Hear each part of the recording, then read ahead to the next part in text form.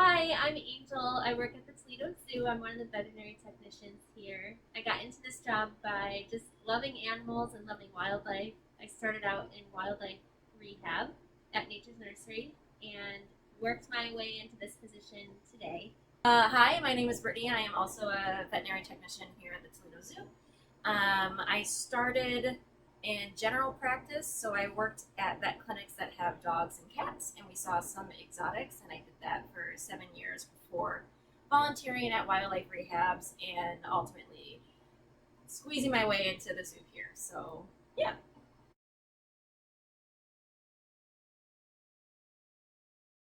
I've always really liked science and I've always really liked animals, and I think that being a veterinary technician is a great combination of both of those things.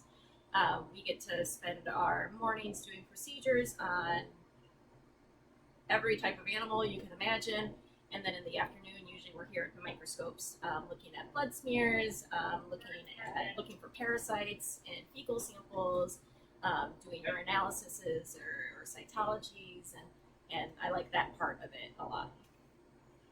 I like the scientific part about it as well, but I actually like more of the hands-on with the animals a little bit more. We get to go out and train for blood draws and just kind of medical procedures that we can try to do with the animals instead of making them go to sleep for those procedures. We can do them while they're awake. And it's cool to see the relationship that you can build with them and how much they start to trust you and the things that we learn. I mean, we learn stuff every day here. I mean, you have so many different types of animals, so many different types of testing and all kinds of things that every single day is something new and something that I learn. And I learned so much from everyone, the animals, Brittney. It's just kind of it's a cool job.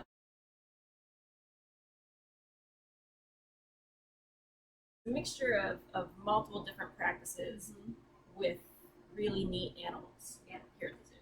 Yeah, that's exactly how I would describe it. Is we get to actually just do a little of everything that clinics do, plus have these really cool animals and get to do like extra things on top of it. So, Which is an interesting challenge because when you're working with just dogs and cats, you can learn so much about just the two species, and you can be like an expert with those two species. But then here we get new species in all the time, so we're constantly, like Angel said, we're constantly learning, which is fun. You know, Yeah. your brain is always moving.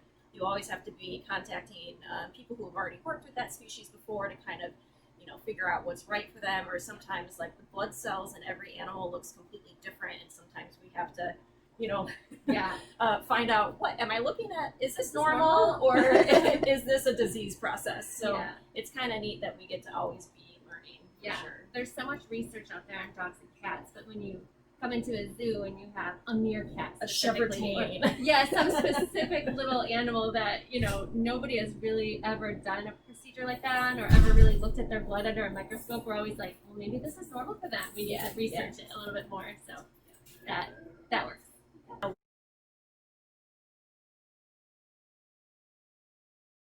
We do a lot of these. So, like we were kind of saying, each species, their cells look different. So, there's mammalian blood and avian blood and reptilian blood, and they have similarities within their taxa. But when you look at them under the microscope, like an African elephant is going to look completely different from a giraffe.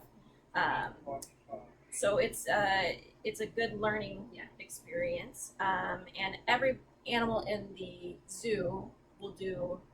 If we're doing a workup, we're always doing blood work in-house, so we're always looking at underneath the microscope. So we have like an elephant blood here, a copperhead, which is a type of venomous snake here, gazelle here, hanging parrot. So you can see it's all different taxas, and these are all ones that we've done within the last couple of days. Yeah.